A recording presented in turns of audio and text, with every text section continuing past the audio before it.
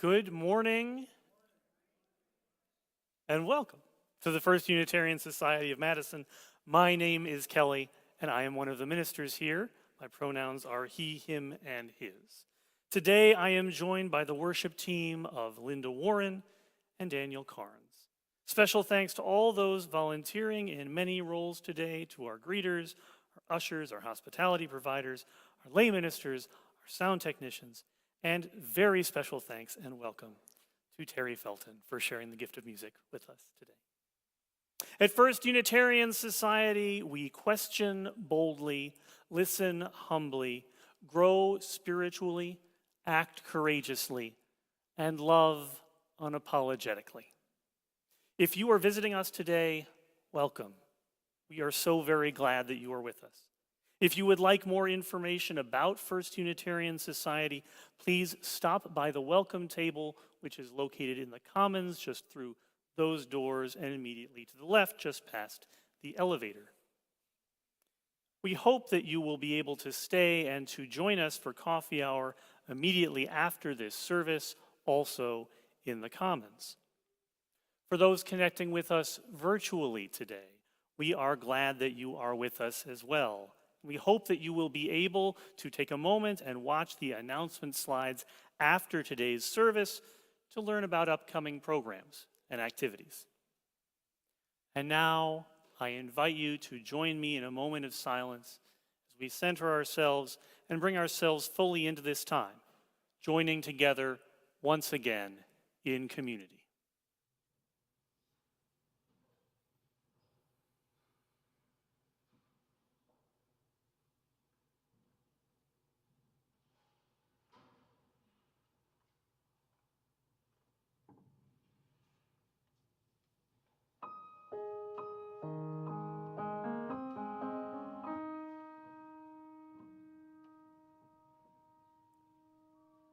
Let us come into a calm, clear place where we can relinquish our clutter and relax from busyness into being.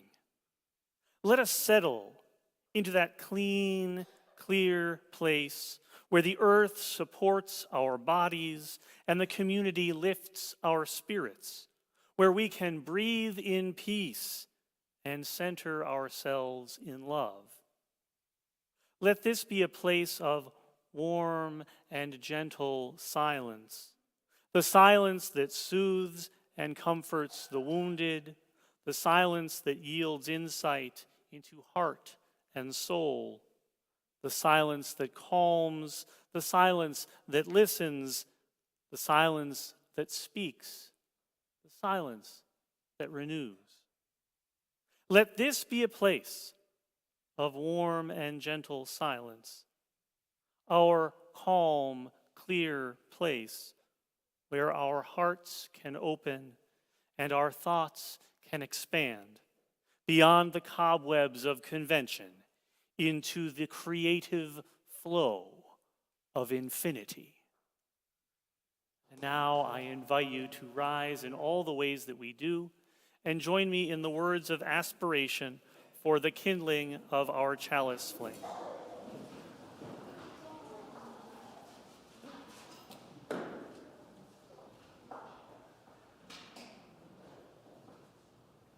We gather at this hour in the lineage of our ancestors, in anticipation of our descendants, in the presence of each other, and now in the light of this chalice flame. And I invite you now to turn to those around you and greet each other with signs of love and peace.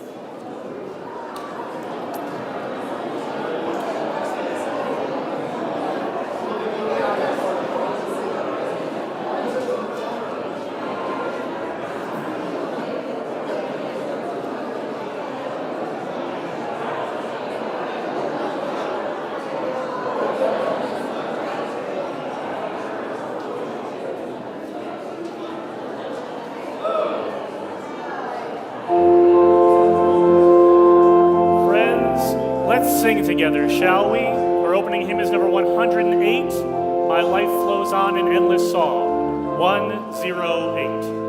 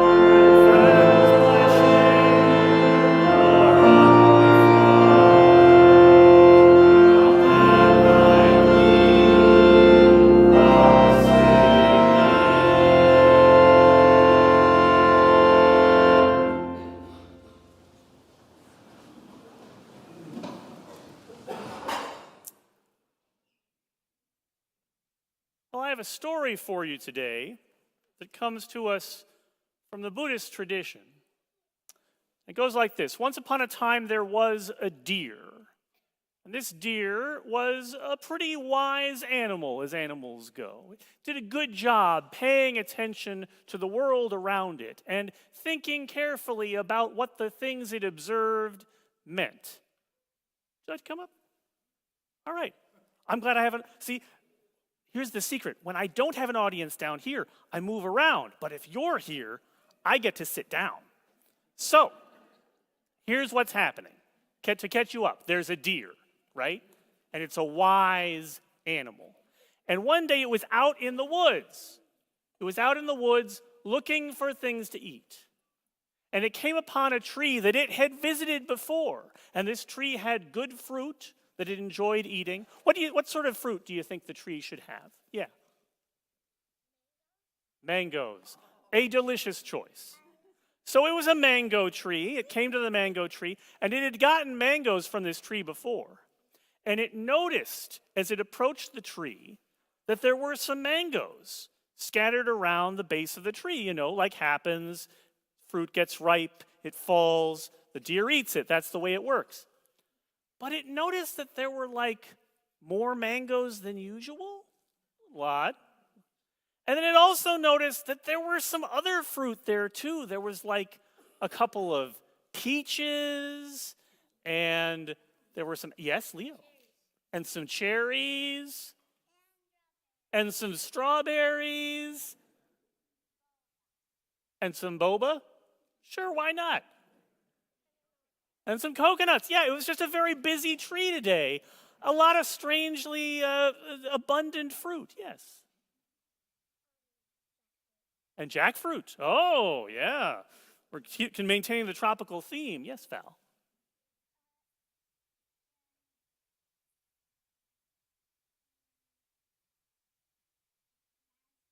Raspberries. I like raspberries. So the point is, there was all this extra fruit underneath the tree. Can you believe it? What's that about? So, I mean, the deer was certainly interested in all of this excess food. That's very exciting. But it did seem odd. So it was, walking towards the tree, and it was walking a little bit slower now, kind of looking around. And it saw that there was like a vine hanging down from the branch of the tree, right where the fruit was kind of most dense, where there were the most pieces of fruit. So it's hanging down on the ground and just sort of lying there. Well, that's a little bit odd. There wasn't a vine there yesterday. Okay, all right. And as it was watching carefully, it noticed that there was some rustling in the leaves of the tree. So it felt like, I don't like the look of this. This seems very sketchy to me, like something's going on here. So instead of just going up and eating the fruit, it just stopped. It just decided to look for a little while and started looking around like, is there any other fruit around here I could eat instead? This whole thing seems like something's going on that I don't trust. And then some fruit fell right out of the tree. Like a mango fell right out of the tree. But it didn't exactly fall straight down. It fell out, like in the direction of the deer. Like it landed just a little bit closer to the tree than the deer was. So if it wanted to get that mango, it was going to have to walk forward. And, well, that's real weird, right? Because usually things fall down and not out. And so it decided, you know what? I think I can live without this fruit. The whole thing feels very, very not good to me. And so it started to wander over in the direction of another group of trees, maybe find something to eat over there. And then it heard a voice from inside the tree, like from one of the branches, saying, "Come on, you stupid deer, come over here." And that's when it really knew something was up. And by now it had figured out that there must be a human hunter who was hanging out in that tree and had put a lot of fruit on the ground and had thrown down a rope so that it formed a little circle so that when it walked into the circle, it would get snatched up and pulled up into the trees and get caught and taken home to be somebody's dinner. But the deer figured it out, right? So the deer didn't get caught, so the deer didn't get eaten. So the deer didn't die. Yeah, good news for the deer, right? Bad news for the hunter, good news for the deer. Yes, Val.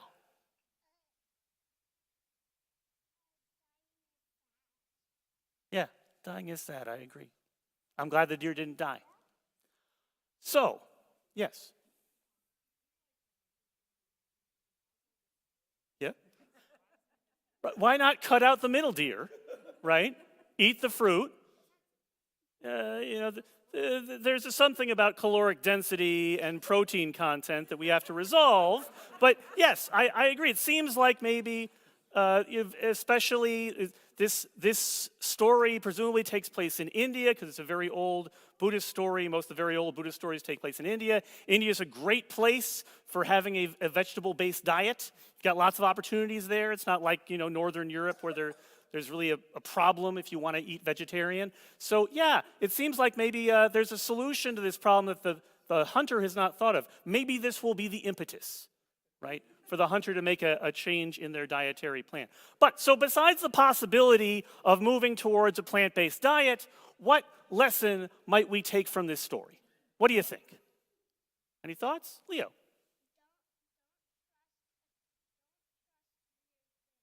Yeah, right.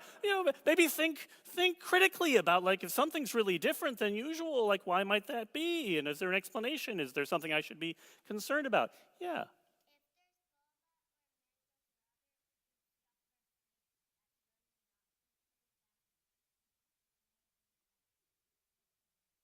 Okay, yeah. So maybe engage critically with the possibility of free food. Okay.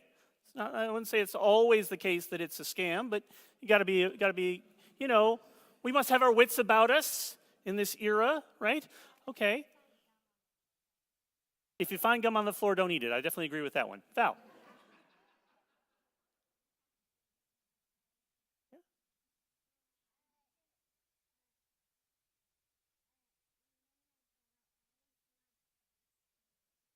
Oh, you always love Thanksgiving. I'm really glad. I hope you had a good one.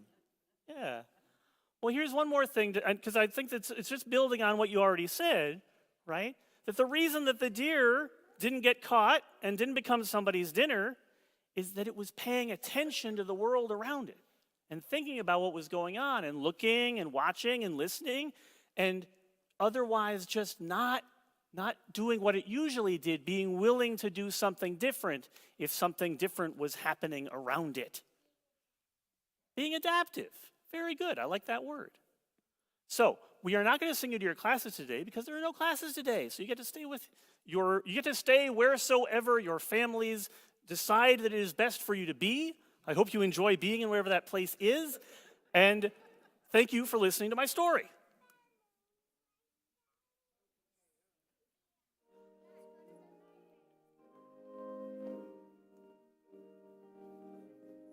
All right. If we could rise in body and or spirit for number 83, Winds Be Still. Winds be still, storm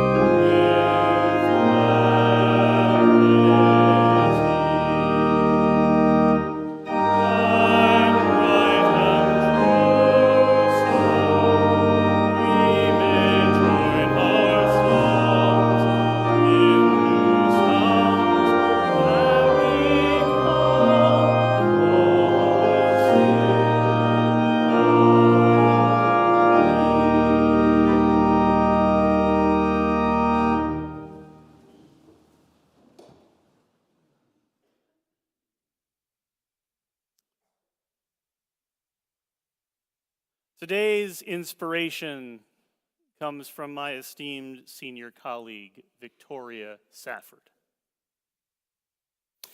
She writes, "In a cemetery once, an old one in New England, I found a strangely soothing epitaph. The name of the deceased and her dates had been scoured away by wind and rain, but there was a carving of a tree with roots and branches, and among them the words, 'She attended well and faithfully to a few worthy things.'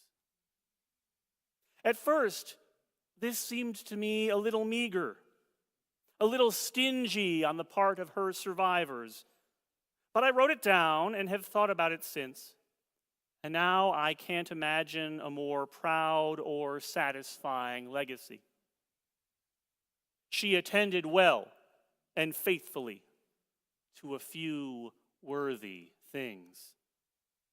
Every day I stand in danger of being struck by lightning and having the obituary in the local paper say, for all the world to see, 'She attended frantically and ineffectually to a great many unimportant, meaningless details.' How do you want your obituary to read? 'He got all the dishes washed and dried before playing with his children in the evening. She balanced her checkbook with meticulous precision and never missed a day of work. Missed a lot of sunsets, missed a lot of love, missed a lot of risk, missed a lot, but her money was in order. She answered all her calls, all her email, all her voicemail, but along the way she forgot to answer the call to service and compassion and forgiveness, first and foremost of herself. He gave and forgave sparingly, without radical intention, without passion or conviction. She could not or would not hear the calling of her heart. How will it read? How does it read? And if you had to name a few worthy things to which you attend well and faithfully, what, I wonder, would they be? Here ends the reading. There is a story from the Zen tradition, the wisdom school of Buddhism rooted in Japan, which goes like this. Once a student went to a renowned teacher, Master Ichu. He produced a piece of paper and said, "Master, please write down for me something of profound wisdom." The master picked up a brush and wrote only a single word on the page: attention. Looking confused and disappointed, the student couldn't help asking aloud, "That all?" So the master took up the brush again and added a second word after the first. Now the page read, "Attention, attention." This made the student upset. I cannot see anything so insightful or profound about that. Finally, the master raised the brush one last time. Attention, attention, attention. The characters were large enough that together they filled the whole page. Shaking with frustration, the student demanded, "What does this word, attention, mean?" The master replied, "Attention means attention." Like a lot of Zen stories, that ending is at least ambiguous, maybe even inscrutable, but contemporary Zen teacher Karin Ryuku Kempe uses it, in part, to highlight two aspects of attention in the practice that she teaches. First, that it must be intentional, not accidental. And second, that it needs to be full and complete, not split. Attention is a simple imperative which requires cultivated effort in order to maintain. What we attend to, we focus ourselves upon. Indeed, what we give our attention to shapes the self that we are.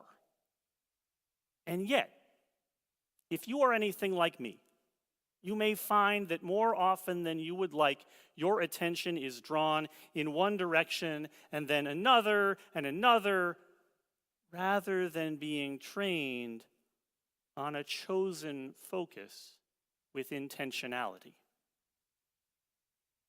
The slam poet Taylor Mali, who is also an educator, writes about the innate distractibility of attention in his students and everyone else in one of his poems.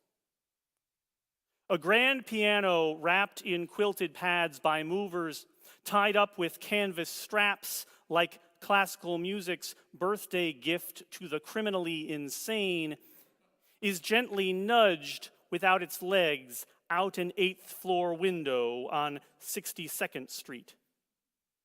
It dangles in April air from the neck of the mover's crane, Chopin shiny black lacquer squares and dirty white crisscross patterns hanging like the second to last note of a concerto played on the edge of the seat, the edge of tears, the edge of 8 stories up going over. It's a piano being pushed out of a window and lowered down onto a flatbed truck. And I'm trying to teach math in the building across the street. Who can teach when there are such lessons to be learned?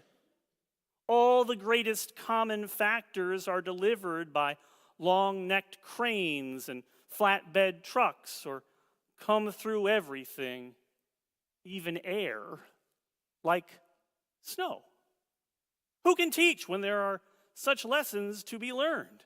See, snow falls for the first time every year, and every year my students rush to the window as if snow were more interesting than math, which, of course, it is. So, please, let me teach like a Steinway, spinning slowly in April air, so almost falling, so hinderingly dangling from the neck of the mover's crane, so on the edge of losing everything. Let me teach like the first snow falling. Following the natural gravity of wonder can be a practice for focusing attention, being most present to those things that call the presence forward from us. On the one hand, this is arbitrary. It is the least focused way of focusing. But in a busied and harried world where so many different forces and things claw at us for our mental time and engagement, choosing actively to follow the rhythm of wonder in what we turn our attention towards is still a choice, and one that cuts against life's often disjointed and scrambling signals. Here, let me share a more personal example. In the yard behind the house where I grew up, there was a patch of ground that was shaded on 3 sides so that it didn't get very much sun at all. And other than the times when my family got particularly ambitious and tried to plant a garden there, it lay fallow. Rich, dark soil scattered with interesting weeds and the occasional wildflower. As a child, I used to love exploring that little section of land. I would dig in the dirt and turn over rocks, seeing what I could find. There I met earthworms and millipedes and snails, creatures so strange to me that they might as well have been aliens living on Earth, and yet just as much alive as I was. Sometimes I would be so taken with a new discovery that I ran off to show it proudly to my mother. And by this, I eventually learned an important lesson. Not everyone is so comfortable as me with creeping, crawling, or slithering things. So it may be that you never did spend some moment in the present or past of your childhood digging in the soil and peering at what you found there. But somewhere, in your father's garage or your mother's office, or between the pages of some beloved book, there is a place that captured your attention and filled you with wonder and interest. It is a universal experience. As human beings, curiosity comes naturally to us. We only get to be complacent and indifferent to awe if we learn to be so, stifling our natural impulse to question and understand until we stop asking why. Until we stop digging in the dirt and taking an interest in the world beyond the surface of things. But our innate need for wonder can still be fed, and it needs to be. And even if the natural impulse to give our attention over to awe is not evenly distributed amongst us, we can also learn from and benefit from that quality in each other. The poet James Cruz describes this beautifully in a short piece about his husband. The man I married sat next to me after our wedding, October light pouring in over dusty pews as he loosened his tie and sipped from a cup of apple cider, closing his eyes to savor the taste. Now I think I didn't marry him so much as his amazement for the everyday, the way he still gasps each time we see something new. Baby painted turtle plodding through a stream in the quarry, or a neon orange caterpillar inching across crisp leaves on the trail. How he kneels to film it from every angle while I crouch beside him in awe of his awe, learning all that I can. As the author Annie Dillard has observed, beauty and grace are performed whether or not we will or sense them. The least we can do is try to be there. Of course, two of the biggest impediments to attending to things as they are, here and now, in the present moment, are the dual problems of the future and the past. Without focus or intention, and sometimes even with those things, the mind races off into predictions of the future, whether hopeful or worrying, or it falls backwards into regrets or reminiscences of the past. Now, the only real problem with those two places, the past and the future, is that neither of them is here. The present is the place where you and all of us live. It is the experience we hold in common, the only state of being which we can study directly with our senses, and the only place where we have any hope of making change. What has already happened has already happened. And what is not yet certain.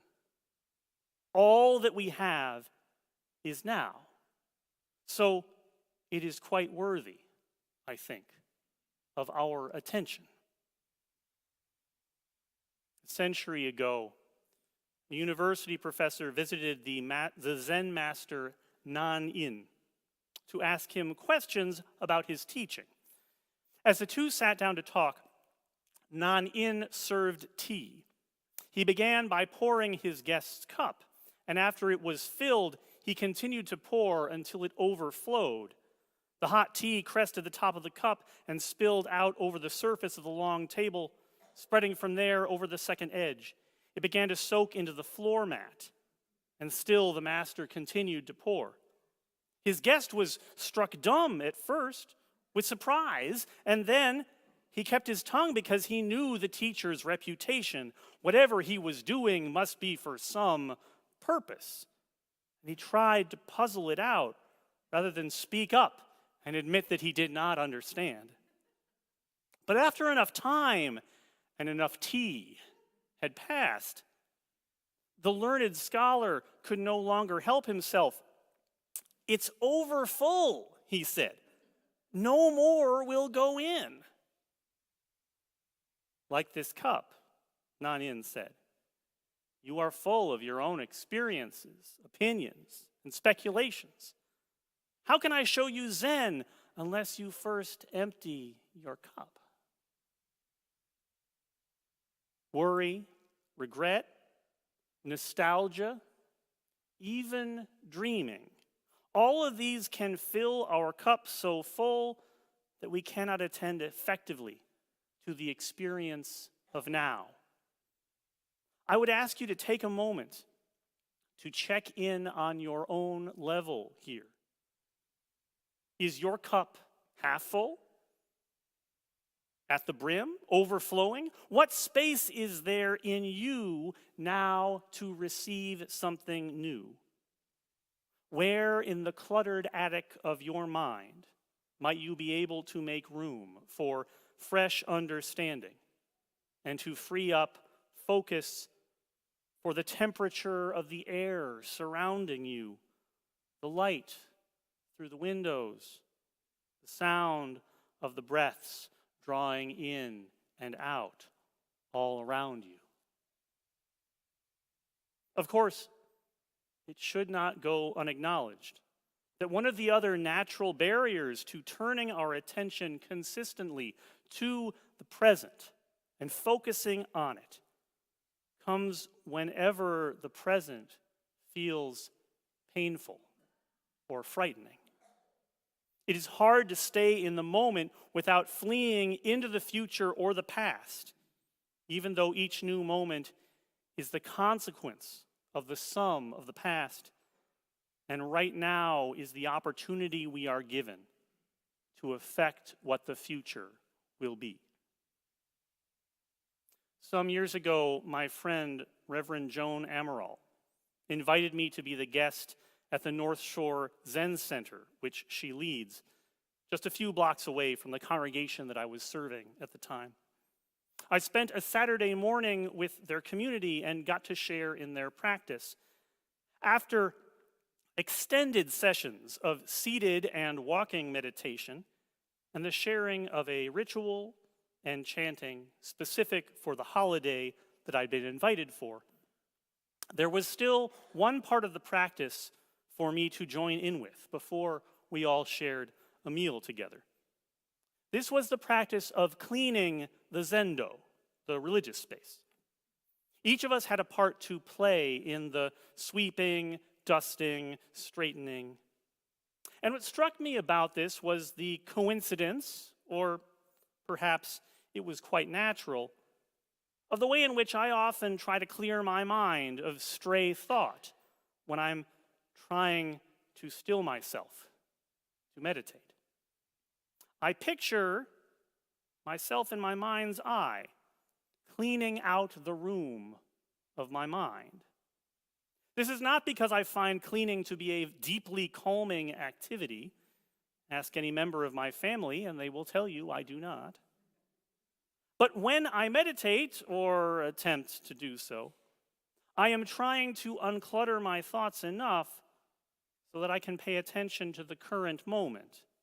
And this seems to me to be a lot like why I get fed up every so often and clear out all the stray items and piles of papers from my office. The clean slate left behind isn't actually the goal. In fact, it does very little good for me by itself. But it does present an opportunity to pay attention to something other than the jumble in front of me. During the Second World War, Elgin Staples was a sailor aboard the USS Astoria when it was sunk at the Battle of Savo Island. He managed to get his life belt on before he went into the water. That flotation device saved his life. By some small coincidence, the life belt had been manufactured in his hometown of Akron, Ohio, at the Firestone Tire and Rubber Company plant. The plant where his mother, Vera Mueller Staples, worked during the war. She worked specifically as an inspector in quality control, and based on her assignments and her workflow, she estimated after her son was safely home that there was about a 1 in 3 chance that she had been the one to inspect the life belt that saved his life. Hearing this story, which to the best of my understanding is true, we might ascribe it to coincidence or serendipity or providence. But we arrive at any of those interpretations only by first engaging our attention. All over the world, in every moment of history, people in the mundane and anonymous course of living save the lives of people they do not know, and sometimes people that they do know. In order to find meaning in the details of life, we first must know the details. Master Ichu is said to have said, "Attention means attention." The practice of attention, focused with intention, is not the only challenge of living purposefully, but it is a necessary part of it. Crucial in our being present to the present moment, the place where all of us live. I will close here with a few more lines from Annie Dillard. We are here to abet creation and to witness to it, to notice each thing so each thing gets noticed. Together we notice not only each mountain shadow and each stone on the beach, but we notice each other's beautiful face and complex nature, so that creation need not play to an empty house.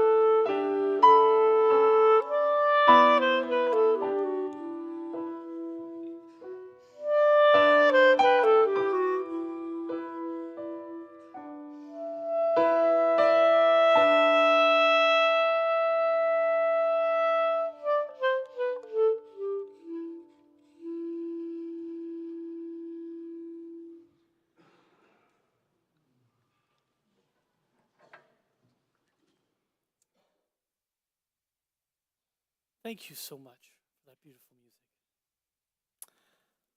Friends, I invite you now into this time of giving and receiving, where we give freely and generously to this offering which supports the ongoing work of this community and the work of our outreach offering recipient, who this week is Urban Triage, Inc. Urban Triage is a Black-led organization that was founded and rooted in the idea of for the people, by the people. They work to empower Black families and children by developing and managing life-changing programming and mobilizing community resources to distribute them to those most in need. There are multiple ways to share your gifts this morning. Baskets are now being passed here in the auditorium for cash or checks, or you can donate directly from our website, fusmadison.org. You can see our text to give information on the screen as well, if you would like. Thank you for your generosity and your faith in this life we create together.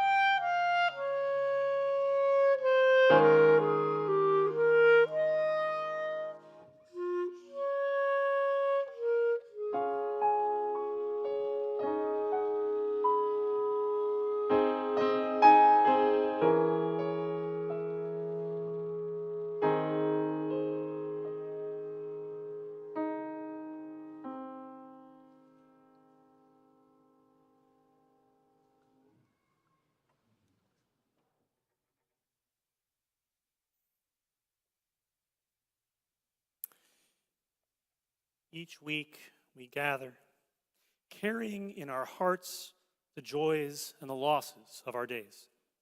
We hold our own pain and celebration together with the ones we love. We share these here, knowing they are held gently, in care, in support, and in love.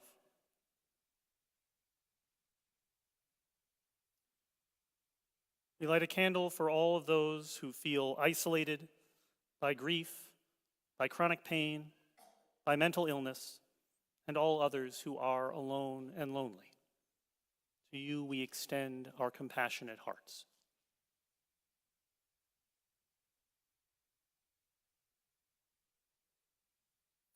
We light a candle of ongoing lament for the violence which plagues our world. Fervently we yearn for peace here at home and around the globe.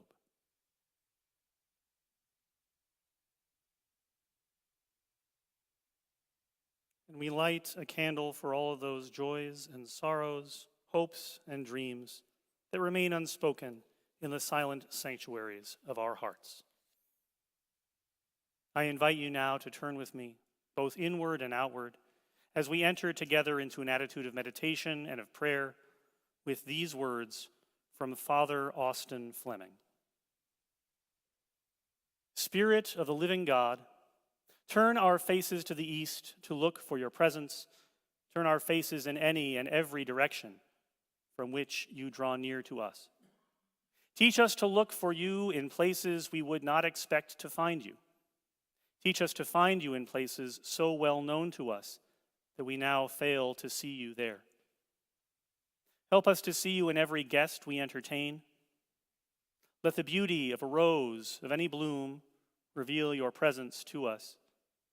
Let every bird who wings across the sky above remind us of the freedom that is ours. Let every star in the heavens be a light in the darkness of our lonely nights. Never let us forget that you are love, and that those who abide in love abide in you. Teach us to look east, sweet mystery, and north and south and west, that we might find you in every place we look, including within ourselves. Amen.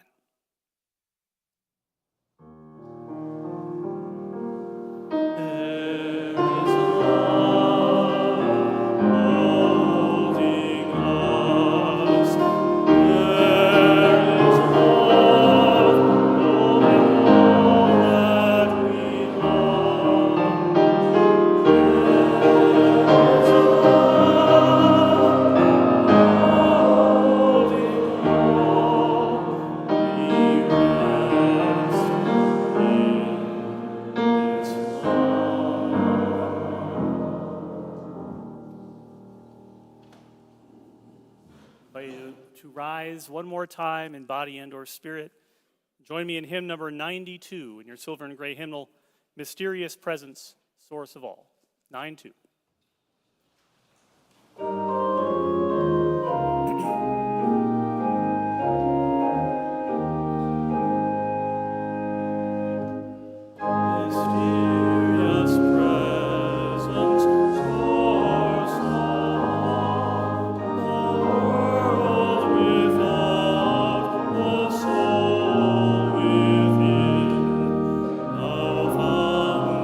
Of life,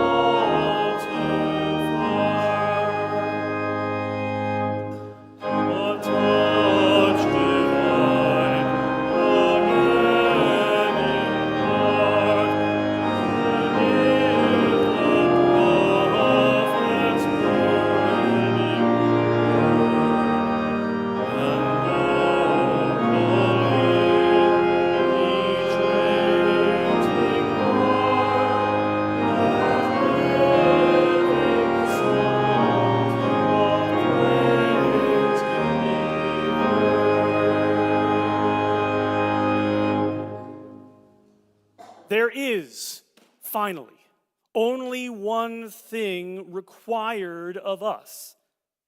That is to take life whole, the sunlight and shadows together, to live the life that is given us with courage and humor and truth. We have such a little moment out of the vastness of time for all our wondering and loving. Therefore, let there be no half-heartedness. Rather, let the soul be ardent in its pain, in its yearning, and in its praise.